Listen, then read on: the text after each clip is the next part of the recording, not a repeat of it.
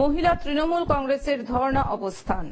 আরজি করের ঘটনায় দোষীদের শাস্তির দাবি ও ফাঁসির দাবি জানিয়ে সালানপুর ব্লক মহিলা তৃণমূল কংগ্রেসের ডাকে দেন্দুয়া মোড়ে ধর্ণা অবস্থান করা হয়, যেখানে ধর্ণায় ব্লকের নেতৃত্বরা, পঞ্চায়েত প্রধান, উপপ্রধান, সদস্যরা ছাড়াও সাধারণ মহিলাদের ভিড় দেখার মতো ছিল। এদিন ধর্ণা অবস্থানের নেতৃত্ব দেন মহিলা সভানেত্রী অপর্ণা রায়। এদিন মহিলা সভানেত্রী অপর্ণা রায় জানান, এতদিন পার হয়ে গেলেও দোষীরা শাস্তি পেল না।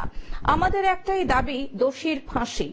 তাছাড়াও এদিনের ধর্ণা অবস্থানে উপস্থিত ছিলেন সালানপুর ব্লক তৃণমূল কংগ্রেসের সভাপতি মোহাম্মদ আরমান, সহসভাপতি ভোলা সিং, শ্রমিক সংগঠনের ব্লক সভাপতি মনোজ তেওয়ারি সহ আরো অনেকে।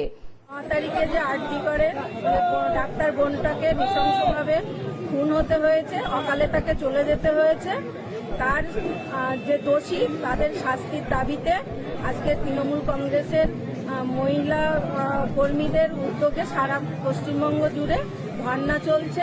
আমাদের এই ধর্ণা মঞ্চ থেকে আমরা দাবি করছি সিবিআই এর কাছে যে অবিলম্বে দোষীদের গ্রেপ্তার করে শাস্তি দিতে হবে, আর কঠিন শাস্তি, ফাঁসি আমরা চাই। আসানসোল থেকে সৌমিত্র গাঙ্গুলির রিপোর্ট, গ্লোব নিউজ। এখন থেকে গ্লোব টিভি দেখুন আপনার স্মার্টফোনেও। গুগল প্লে স্টোর অথবা অ্যাপল স্টোর থেকে ডাউনলোড করুন গ্লোব টিভি লাইভ অ্যাপ। এছাড়াও জিও টিভি অ্যাপ থেকেও দেখুন গ্লোব টিভি লাইভ।